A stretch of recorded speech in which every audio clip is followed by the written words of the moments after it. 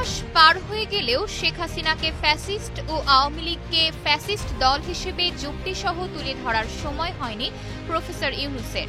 সাম্প্রতিক এক ভিডিও বক্তব্যে বাংলাদেশের অন্তর্বর্তীকালীন সরকার, আওয়ামী লীগ এবং বিরোধী দলের ভূমিকা সহ দেশের রাজনৈতিক পরিস্থিতি তুলে ধরে তার তীব্র সমালোচনা করেছেন লেখক ও রাজনৈতিক বিশ্লেষক পিনাকি ভট্টাচার্য।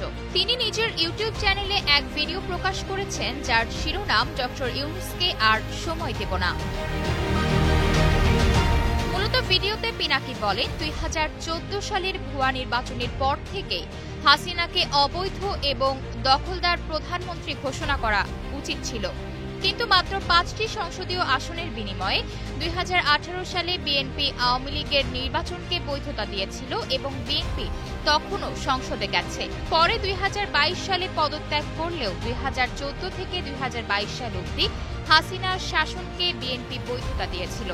তিনি বর্তমান অন্তর্বর্তী সরকারের সমালোচনা করে বলেন, ফ্যাসিজমকে তিনি সঠিকভাবে সংজ্ঞায়িত করেননি। পিনাকি বলেন, বাংলাদেশের ইতিহাসে 2টা প্রিভিলেজ সরকার গঠিত হয়েছে। 2 সরকারই একটা রক্তাক্ত লড়াইয়ের পর ক্ষমতায় এসেছিল। এক শেখ মুজিবের সরকার, 2 প্রফেসর ইউনূসের সরকার। শেখ মুজিবের সরকার দারুণভাবে ফেল করেছিল, এখন ঠিক একই পথে হাঁটছে প্রফেসর ইউনূসের সরকার। তিনি বলেন, এই সরকার ক্রমাগত জনপ্রিয়তা হারাচ্ছে, 2 দিন পর পর গদি নড়ে যাচ্ছে। উদাহরণস্বরূপ তিনি বলেন, 21 জুলাই মাইলস্টোন ট্র্যাজেডির পরদিন এইচএসসি পরীক্ষা ছিল, যেটা স্থগিত করা হয়নি।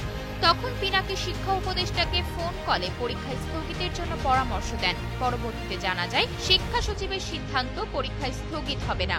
এ প্রসঙ্গে পিনাকি বলেন, শিক্ষা সচিবের কথাতেই যদি সব হবে, তাহলে শিক্ষা উপদেষ্টার প্রয়োজন কি? তিনি অভিযোগ করেন, শিক্ষা সচিব সিদ্দিক জোবায়েরের মতো আমলারা রাজনৈতিক সিদ্ধান্ত নিচ্ছেন, যেটা গণতান্ত্রিক নীতির পরিপন্থী। পিনাকি বলেন, বাংলাদেশে ভারতের ডাক্তার এনে চিকিৎসা করানো, কলকাতায় ইলিশ পাঠানো এবং ভারত ঘনিষ্ঠ পররাষ্ট্র উপদেষ্টা নিয়োগ, এসব ভারতের রাজনৈতিক প্রভাবেরই ইঙ্গিত। তিনি আশঙ্কা করেন, এই প্রভাব দীর্ঘমেয়াদে বাংলাদেশের স্বার্থকে ক্ষতিগ্রস্ত করতে পারে। তিনি যৌনকর্মীদের জন্য 2 কোটি টাকার বাজেট বরাদ্দের সমালোচনা করে বলেন, এই অর্থ যদি পরিশ্রমী গার্মেন্টস শ্রমিকদের দেওয়া হতো, তবে সেটা বেশি যৌক্তিক হতো।